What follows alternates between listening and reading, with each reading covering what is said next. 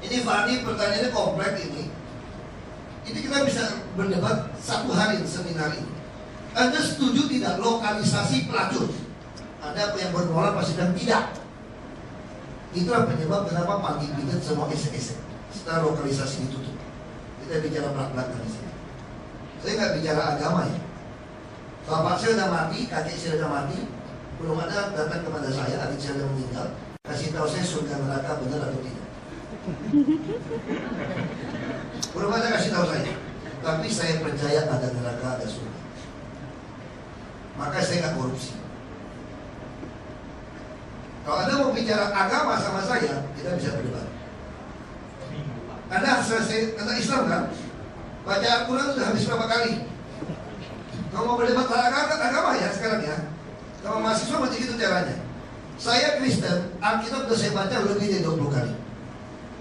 Anda kalau mau bicara agama sama saya, kita bisa berdebat. Nah, sekarang kita pertanyaannya, boleh lokalisasi atau tidak? Boleh pakai kondom atau tidak? Sosialisasi kondom atau tidak? Sekarang Anda bisa nggak paksa orang tidak ke pelacur?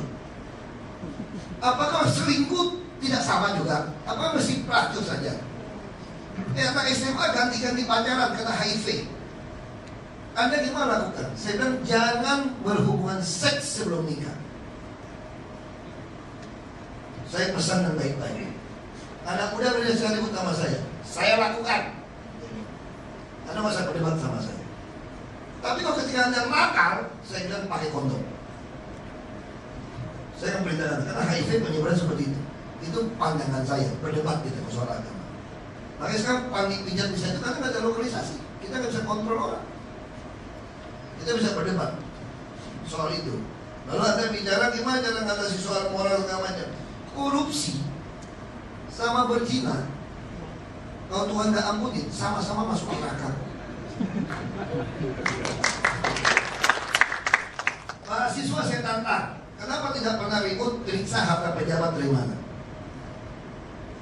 Itu udah diratifikasi konvensi PBB melawan korupsi, Undang-Undang Nomor 7 tahun 2006. Jadi kalau ada pejabat publik hartanya bertambah tidak sesuai dengan pajak yang dia bayar dan biaya hidup dia, itu korupsi, sita buat negara. Tidak pernah kan teriak-teriak itu. Teriak dong, ngomong mulai sekarang. Ya, nanti saya ngomong Pak. Terus berani teriak, mahasiswa. Saya berani periksa saya dulu. Waktu di DPR saya ngomong, enak aja lu mantan teman-teman. Semua mantan jangan diperiksa. Ini rekonsiliasi. Saya boleh. Saya tantang Anda periksa harta saya. Ya itu juga teriak yang lainnya. Ya cuma dilingkut-lingkut aja. Ini jelas. Kalau mahasiswa begitu cara ngomongnya. Ini jelas kan? Ini masih jelas. Lokalisasi jadi masalah. Kalau tidak stres, kalau orang hobi main cewek, mau dikasih apa untuk hobi main cewek? Anda nggak bisa ngatur itu. Sekarang gimana caranya jangan sampai yang gila-gila kayak gini jangan menyebarkan penyakit kepada anak istrinya. Karena yang terjadi sekarang ibu-ibu kejangkit. Dan kamu tahu nggak yang terjadi apa di lapangan?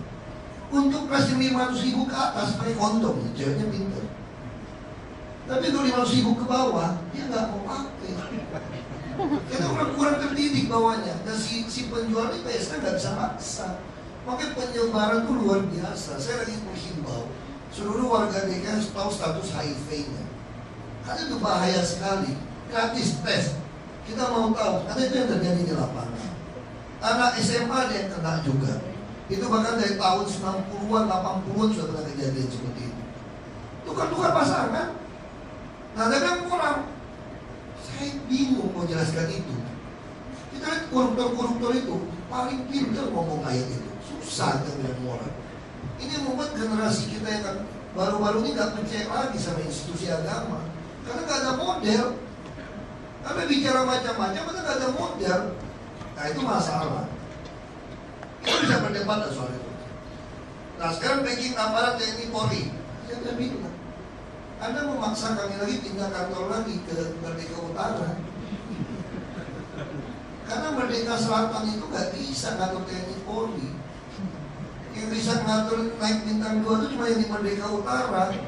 Oke, Anda bagus juga mendorong saya menjadi presiden sekarang.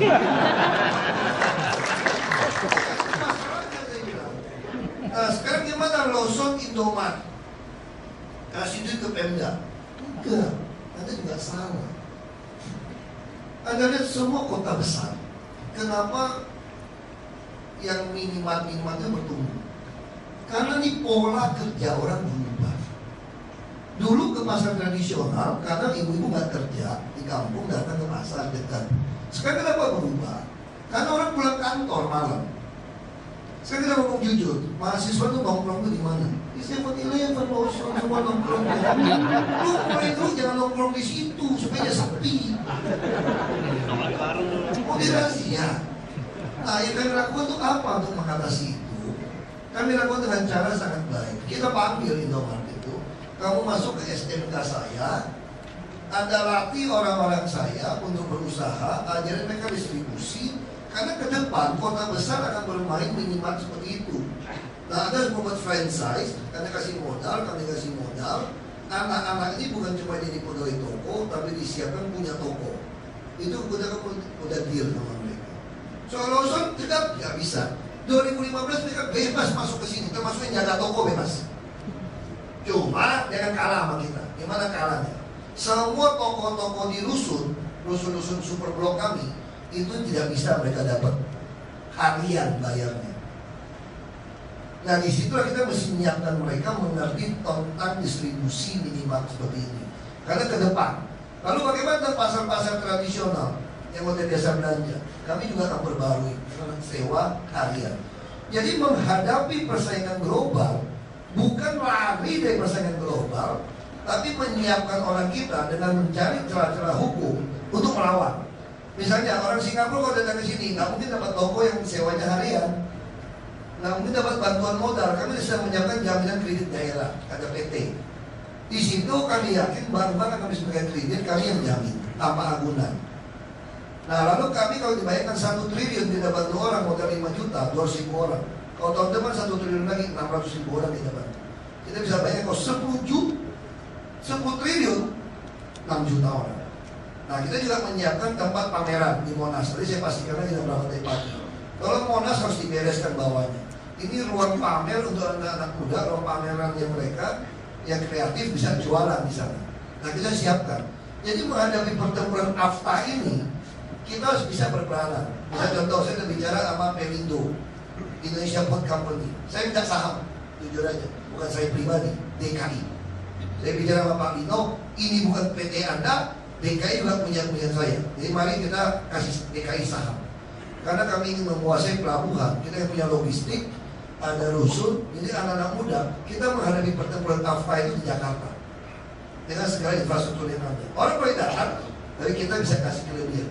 Jadi bukan anti mahasiswa seperti teman-teman, bukan anti Lawson. Anda nggak bisa anti. Hidup global ini bukan kembali ke zaman jahiliyah, bukan.